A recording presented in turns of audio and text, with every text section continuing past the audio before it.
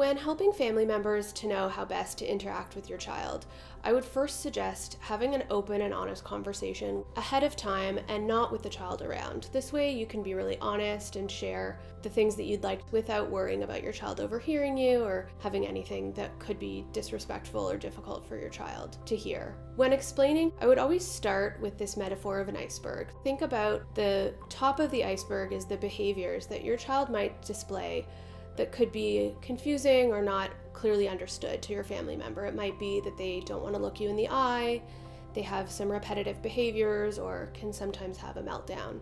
But these behaviors are just the tip of the iceberg, and what's underneath is really your child's experience of the world and their internal experience that might be more challenging for them. So it might be how they are processing the world around them, difficulties with motor planning or emotional regulation. And those struggles are manifested in the behaviors that we see. Understanding that would be really important for family members when they are going to be interacting with your child. Answer some of these basic questions. What are the best ways to interact with my child, and what are some things that you should avoid doing? Some examples might be, my daughter Amanda is really sensitive to noises and can be really anxious in new places. So when Amanda and I arrive at your house, she's probably going to stay close to my leg, and she might need to go into a quiet room and just get adjusted to the environment before she's ready to join the play date. If you're going to a family members for a holiday dinner, something like Carter can be a picky eater and only eats a few foods. This is something we're working on with his therapist. When he comes to Thanksgiving dinner, it's likely that he might not eat the things that you're making. This isn't because he's being rude or that we don't like your cooking, but this is just something that's hard for him. And I may bring some foods that I know he'll eat. I hope that's okay with you.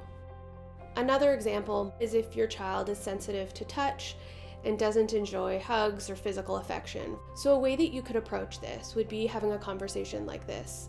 Johnny is really sensitive to touch and doesn't enjoy hugs from you or his grandparent. This isn't because he doesn't love you, but it is really difficult for him. We'd appreciate it if we could give a high five or a fist bump as a way to say hello. Having these kinds of conversations ahead of time will be a way to help those social gatherings or family events go more smoothly. Another example would be if your child is nonverbal or has emerging communication skills, it might be important to explain how your child communicates so that they can be more likely to respond in the best way possible. Something like Emma only has a few words right now, and she mainly communicates by taking people by the hand or pointing. She may come over to you and take you somewhere or nudge you. This is usually her way of telling you that she wants or she needs something. If you're not really sure what she's asking, just let me know and I can help you to try and figure out what she's trying to tell us.